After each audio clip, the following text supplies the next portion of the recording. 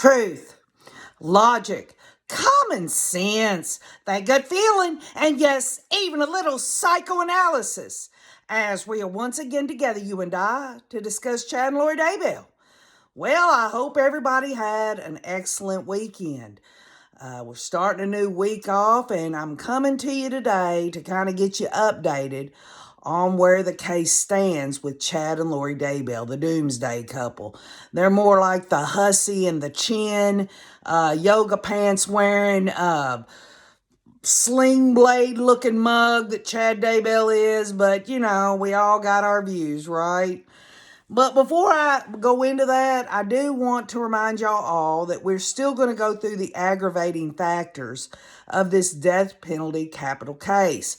And we'll get to that on Wednesday and Friday. Also, we're going to talk about the history of the death penalty in Idaho. We're going to go over what Lori might be going through as she sits in a jail cell as opposed to what prison would be like. Jail is a little different kind of animal, and we're going to go over that later this week, so I hope you'll tune in. But guess what, y'all? We have gotten some news.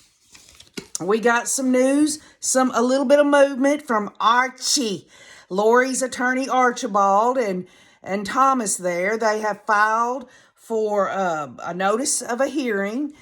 This came off of the Idaho portal. It is a notice of hearing for Lori's case. It says to Lindsay A. Blake and Robert H. Wood, please take notice that the following motions will be heard on Thursday, y'all. Thursday, December the 8th. Obviously, there's not going to be any cameras in the courtroom on that, but we will be getting audio on it if it continues to go the way it's been going with East Idaho News. But it is on Thursday, December the 8th at 9:30 a.m. at the Fremont County Courthouse, located in St. Anthony, Idaho, the Honorable Stephen Boyce, y'all. And they're going to be going over Archie's motions. Y'all remember last time John Pryor had his motions for old Chatty Boy. But this December 8th, Archibald and Thomas are going to be arguing, number one, a motion for a bill of particulars that was filed on September 2nd of 2022. Number two, the motion to prevent death qualifications of a jury filed September 26th of 2022. The third motion that they're going to be going over is the motion to compel. And we're going to kind of go over that document today because we went over those first two, if y'all recall. And that was filed on November the 22nd, y'all, of 2022. It hadn't been very long that has been in existence. And finally, we're going to also go over the motion to declare death penalty unconstitutional, which was filed the day after that on November 23rd of 2022. Now, we're not going to go through the whole documents. I'm just going to go through some of it that I find, KJ here finds, kind of interesting. But remember, y'all, that's December 8th, and I will remind y'all on the community wall so that we can get ready for whatever audio might come out of that, all right? But it does state that there are four motions, and he talks about, that he wants that hearing, Archie does. And so I guess what it comes down to is exactly what we knew it was going to come down to, is all this pretrial stuff that's going on. We haven't even got a hearing yet to determine whether they'll have another hearing or whatever to give us a date for the eventual trial. We've all had our hypotheses on when that could happen. Some think it's going to be March, April. Others think it'll be further on out. The bottom line is we're not going to give up. We are going to get justice through understanding through the whole adjudication of this case. It's been tough. We've had to go over some material that we might have went over in the past in a different light, in a different lens. But I want an environmental view, and I know you do too. And I want to thank all of y'all for continuing to hang in there with KJ and the Ray. We have worked so very hard to look at every aspect that we possibly can without beating a dead horse. But anyway, we're going to go over these documents. The first one will be motion to compel. And what that is a motion that says either a defense can file the motion or a prosecution can file the motion against the other party when they feel like they're not getting what they need to get, whatever that may be. So I'm going to read this to you, and then we'll talk about it a little bit. This is from Archie to the state of Idaho, Lindsay Blake and Rob Wood.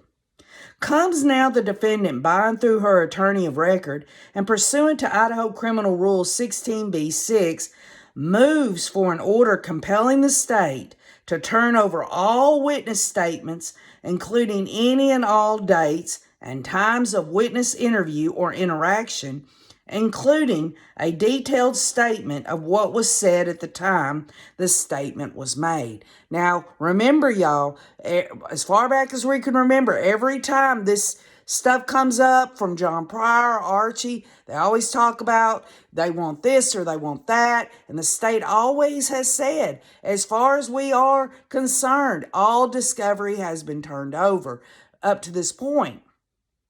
But Archie seems to think that there's other things out there in the stratosphere, obviously.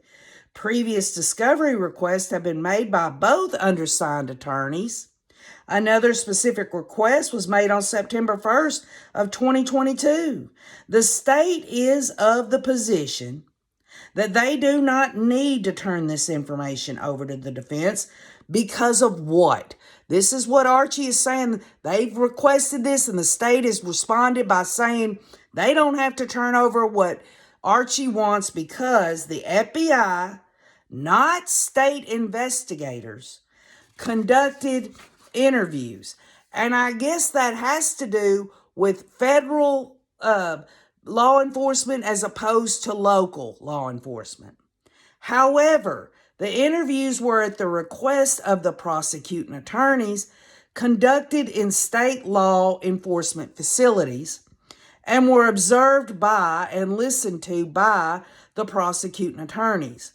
We request an order compelling the state of Idaho to do so. So what Archie's saying is the state has told us that these were federal law enforcement officials, and they don't have to turn that over. And then they go on to say, but Archie says they might have been federal law enforcement, but they were interviewed in state facilities. So whether jurisdictionally Archie has a point, I'm not quite clear on that, but this is what he's saying nonetheless. Archie goes on to say the government has had and continues to have ongoing video and audio taped interviews with witnesses and potential witnesses which have not been provided to the defense. Now, if they're talking about the FBI, y'all remember the FBI interviewed Melanie P. The FBI used Ian to spy basically on Melanie P. to try to find out where the kids were. I'm not sure if that's one of the items they're discussing, but remember, y'all, when the children went missing, the FBI got involved, namely because there were children involved. That's how a federal law enforcement agency comes in and uses its resources.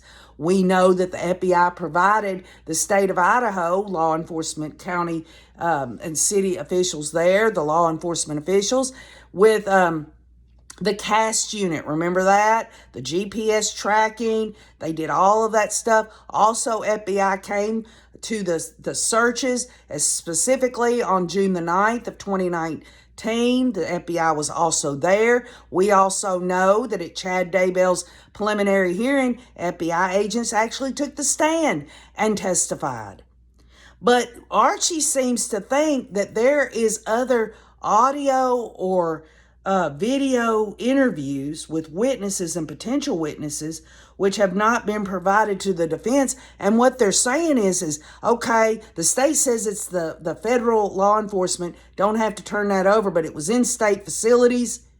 And so we're saying that they need to turn those over to us. And that's what for whatever reason they believe, that when the FBI was interviewing whoever these witnesses were for the state, they want that.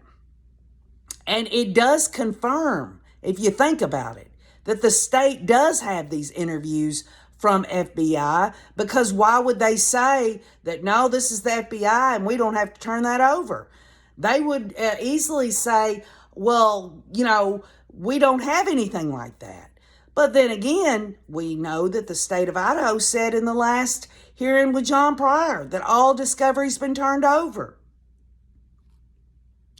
It says, Archie says, we believe that the government is being disingenuous in their disclosures as required by Idaho Criminal Rules 16b-6. The government has a continuing duty to disclose pursuant to Idaho Criminal Rule 16J. Should the government continue to posture that it has no duty to disclose this evidence or is unwilling to do so, the defendant will likely assert that the failure to disclose the evidence prevented her, Lori, from receiving a constitutionally guaranteed fair trial, and they cite State versus Byington. By hampering her ability to meet the evidence at trial, had a deleterious effect on her trial strategy, or that it deprived her of the opportunity to raise a valid challenge to the admissibility of the evidence. We believe it is in the best interest of the government to disclose any and all evidence to the defendant. We're asking this court to compel the state to turn over what is required by Idaho Criminal Rule 16b-6 and or to sanction the government accordingly. So that is news, y'all, because, we've thought about and we've talked about law enforcement as it relates to this case. We knew that ultimately you had law enforcement working hand in hand from Arizona. You had Gilbert, Arizona, working together with Fremont County Sheriff's Department there, asking Hermosillo to survey over the situation over the Jeep. Remember that it was towed out of the parking lot at Lori's apartment complex, and how I brought to basically the common sense of it all is if her and Alex knew that Jeep had been taken, they knew that they were having these law enforcement agencies in Arizona hot on their trail about the attempt on Brandon's life. Now think about this. The FBI, the Fremont County Sheriff's Department, and other law enforcement agencies that helped in this situation. You have to ask the question, and I will have to continue to research it. Does the FBI have a duty to turn over this to the defense through the state of Idaho? It's something that is very, very interesting, because really, ultimately, look at it like this. If the state says we don't have a duty at all to turn this over because this was FBI interviews, these were audio and video recording interviews done by the FBI. This wasn't state interviews. Why would they say that unless that's something they know they can do? But then you got Archie saying that this could go against her constitutional rights, which that includes state and federal rights. So Archie has it in his mind that there are audio or video out there. Would this be exculpatory evidence in these interviews from these so-called witnesses? Exculpatory meaning this would make Lori look more innocent. You see what I'm saying? I don't think the state would withhold anything on a state or federal level that they were going to actually use in the trial. If they were going to use, they've got to turn over all the evidence that they look at, or interviews or anything like that, whether they use it or not. And so you have to wonder what that is really about. Could it be that the FBI did these interviews with potential witnesses like Melanie P. and Ian, and maybe in their interviews there was something that they said that would discredit them? Obviously, these cult members, all of them, Melanie Gibbs, Zulema, and all of them, you think they got interviewed by the FBI? Do you think that the state says we're just going to stick with this other evidence that we've gathered, that the FBI hasn't gathered, and what we gave to everyone in Chad's preliminary hearing in terms of testimony from the FBI? is what we wanted. Well, if Archie can get those in and there's anything in there that discredits any of them, that could be an issue. And it's going to be ironed out on December 8th in the audio. If the state, Lindsey Blake and Rob Wood, in the audio that will eventually be released on this hearing, says we've turned everything over, then and they have nothing from the FBI in way of audio or video, then that's that.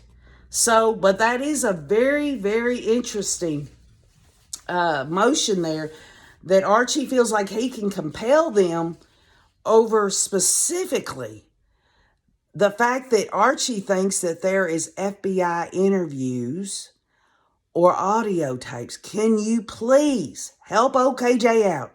Do you think that there are anything in that would prove that the FBI did interviews with any of these potential witnesses? Put in the comments just your theories, what you think. This is going to happen on December 8th. And another motion that they're going to go over, Archie's going to present it, we'll get the audio on it, is the motion to declare the death penalty unconstitutional and to preclude its application in this case because empirical research has established that the modern death penalty is unguided, arbitrary, capricious as the system of capital punishment struck down by Furman versus Georgia. And this is Archie. He's reaching for a case that's basically attacking the whole state of Idaho's death penalty and capital case legislation. This is what he's doing. But let me just kind of go through this a little bit. This is just another pretrial thing that he has to do. And, I don't see that it has much teeth, because basically what he's saying in this motion is, hey, there's research being done that my client Lori shouldn't, even have a death penalty case, a capital case. Well, that damn hussy, she should have never murdered her kids. She should have never taken part in the murder of Charles Vallow, Tammy, the attempt on Brandon's life. Then she wouldn't be faced with this crap. She needs to be on death row with Robin Rowe, the one and only woman sitting on death row in the state of Idaho. And again, later this week, we're going to go over the history of the death penalty, and we're going to apply it to that damn hussy. Archie says, come now, the attorneys for the defendant, and move this court to declare Idaho's death penalty scheme unconstitutional and preclude the prosecution from seeking the death penalty in this case, because empirical research has established that the death penalty in practice fails to meet the minimum standards set forth in Furman versus Georgia. And defendant files this motion pursuant to the 4th, 5th, and goes on to talk about even more of her rights there. And what's interesting about it all is, why would the state of Idaho go after Chad and Lori for the death penalty? Why would they make it a capital case? Because they damn well deserve it. They want to dish it out. They need to take it. So Archie's going to come out here and say, well, you know what? There's a case over here, this Greg versus Georgia. Well, we're not in Georgia. And Idaho has a long, storied history of the death penalty. You want to do this shit? You want to kill innocent children and innocent life? You better get ready for a capital case. But I want to get to the conclusion of it, because he lists through his whole motion all this damn hussy's rights. But not one of them shows anything at all about the victim's rights. I mean, my goodness, it's pathetic. It's absolutely pathetic what this man is trying to do. I know he's trying to defend his client. But to bring all this up and say, well, because of this case and research, we just don't think that Lori Daybell should have a capital case. Well, what kind of damn case should someone have when they murder, chop up a beautiful girl like Tylee, duct tape and garbage bag JJ and kill Tammy and everything else, and all for many aggravating factors, including one aggravating factor, which we'll go over, is an aggravating factor in this case would be they murdered someone and murdered more than one person. What is it? It's, let's get to it real quick. I'm sorry, but I just got to look. At the time the murder was committed, and this is Idaho Code, at the time the murder was committed, the defendant also committed another murder. Well, I'll tell you what, Chad and Lori did more than one murder. They're serial killers. But let's get to the conclusion of Archie's big 62-page motion over the constitutionality of the death penalty.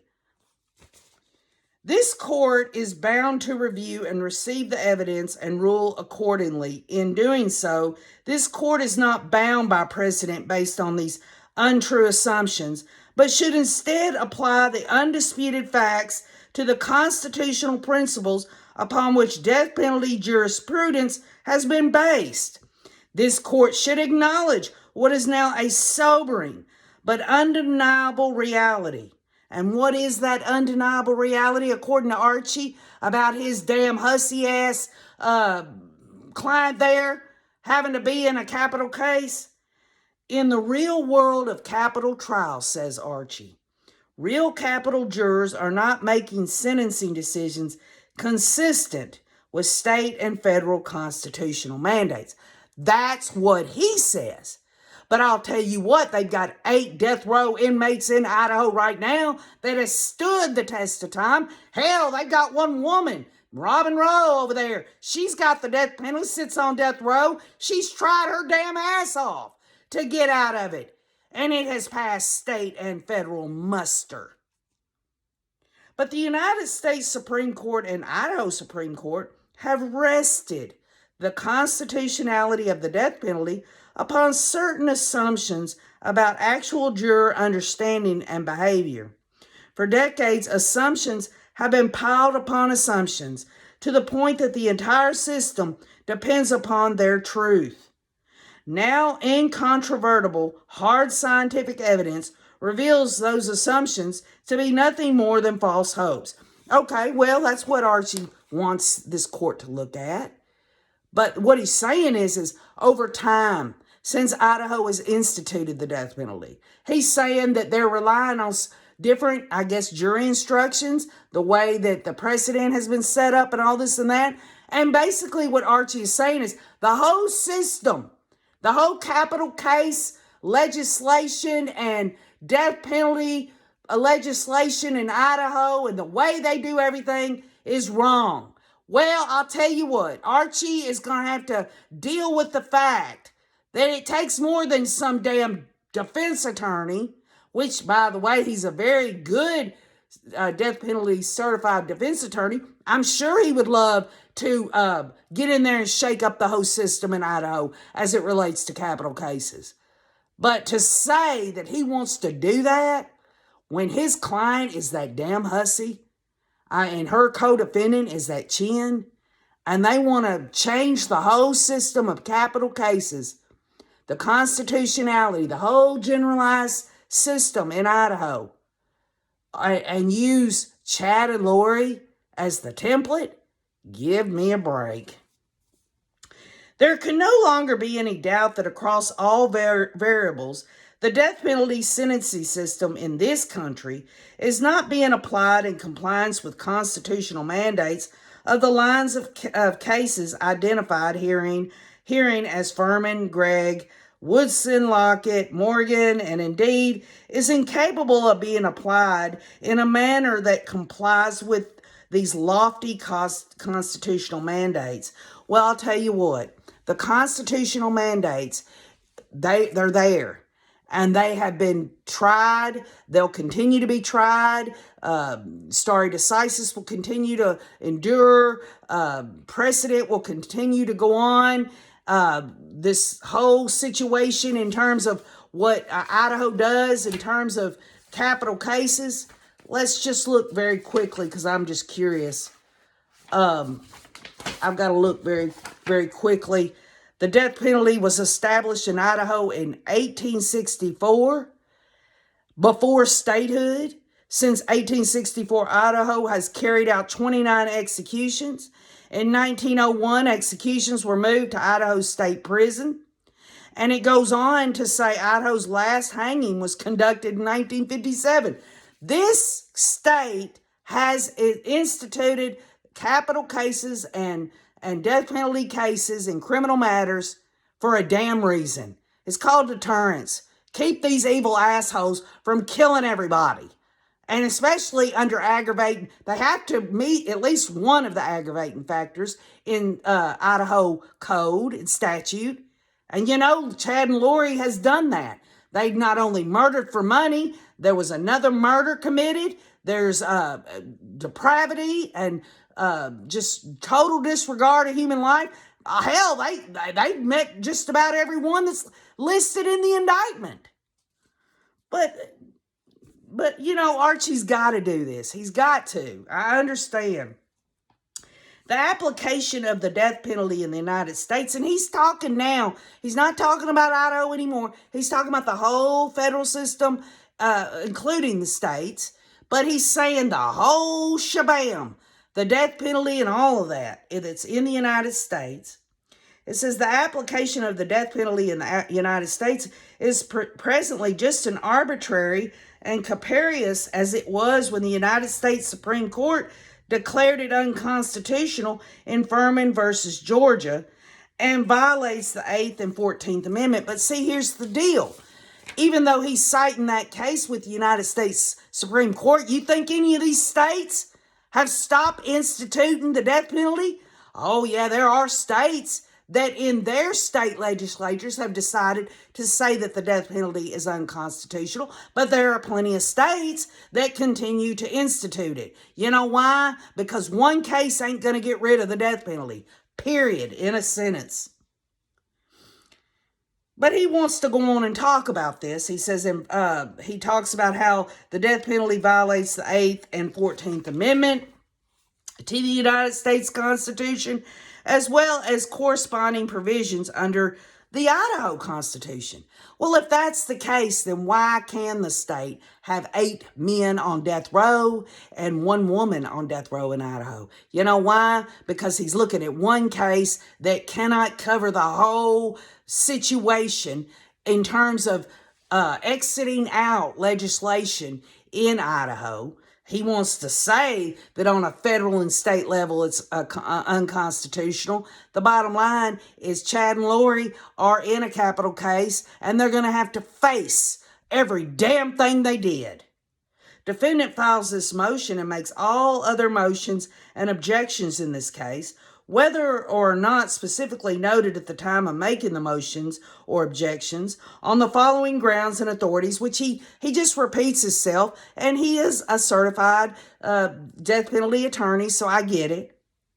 The Due Process Clause, the right to a fair trial by an impartial jury, the rights to counsel, equal protection, confrontation, and compulsory process, the rights to remain silent and to appeal, and the right to free from cruel and unusual punishment. And if I went through every one of those, they're being met. Lori and Chad, I mean, I'm going to go on later on this week to tell you what it's like for Lori and Chad in jail cells, not in prison, but in jail, and specifically in Idaho. But he talks about that there are reasons why he's filed this motion, and I'm sure he's filed this motion in every death penalty case that he's ever had to be a part of. Archibald there. He's got to do it. Eventually, he's hoping something will snag, he can get something on appeal. The bottom line is everything's going according to plan. But he says premature decision-making, i.e. decisions for death, being made prior to a hearing or considering mitigation. Okay, so y'all remember. Do y'all remember when Lori got sent up to the mental facility, the spa there? That's when the state went ahead and came out and said they were going to seek the death penalty on Lori. Okay? And what he's trying to say is that the decision to do that was prior to a hearing or considering mitigation. In other words, Lori didn't, she had those initial, you remember the one in her blue top, and she had a little tear in her eye with Kobe and Kelsey there. She never really faced it. Do y'all remember when Mark Means came and she was sitting behind him at the very last time before she's put in the mental health facility? The bottom line is she never had to face shit. She didn't have to face nothing. She went off into the mental facility and all that was on a stay. And so the mitigation was Archie basically saying, y'all decided to do this death penalty on Lori, and y'all were not considering the mitigation, which is things that would work in her favor.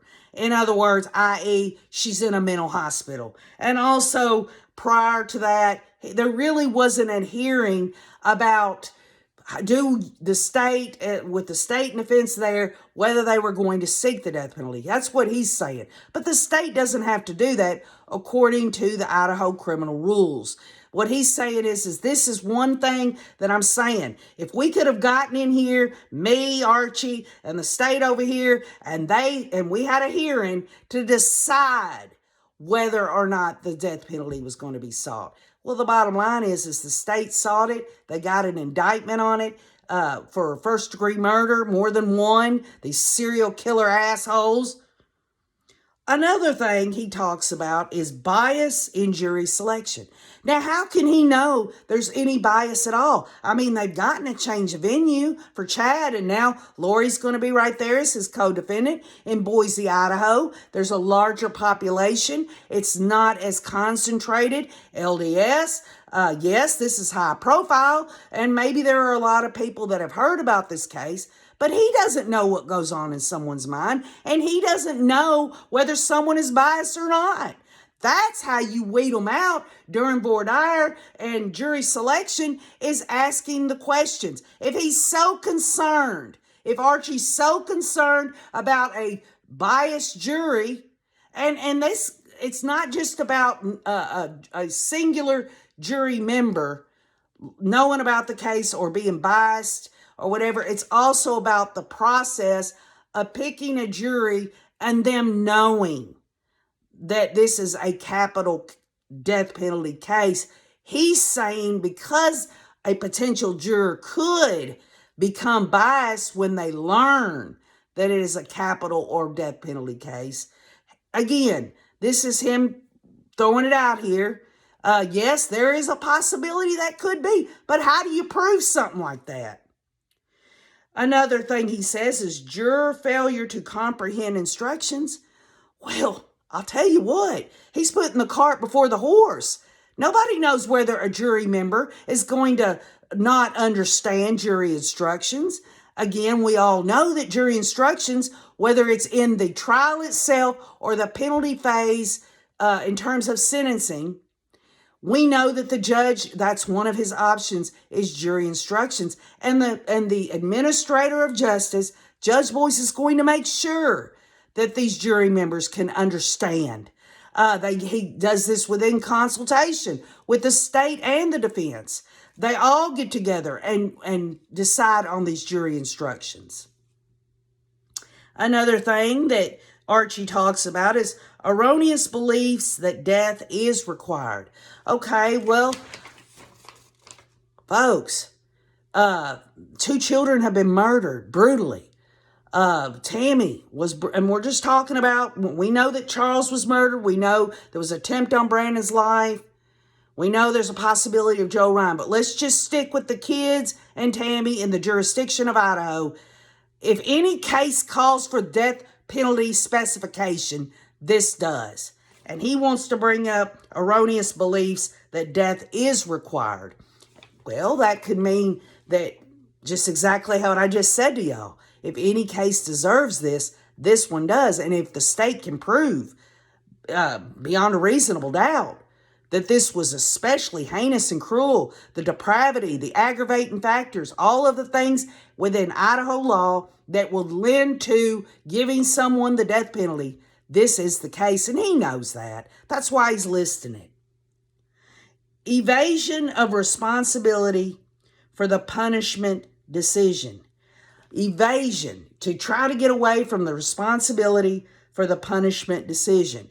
Who's going to get away from the punishment decision? Who's going to try to evade it? Archie is. He might as well be talking about himself, as far as I'm concerned, because that's what the state wants. They want a capital case. The victim's family members want this case adjudicated as a capital case. Let the jury decide. I don't think that a jury member is going to try to run from their responsibility, not only to understand the jury instructions on such a serious case, but also I don't see them running away from either giving the death penalty or not giving the death penalty. It will all be weeded out in voir dire.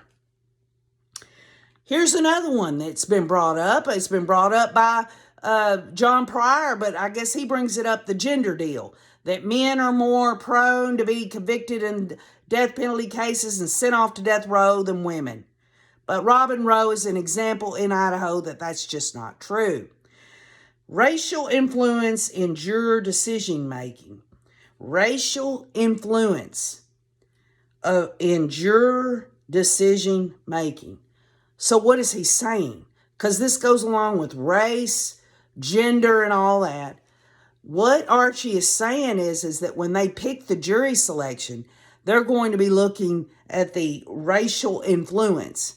In other words, he feels like, depending on the race, these people are more apt to give death penalty or not give death penalty or understand jury instructions and et cetera, et cetera. To me, that's discrimination.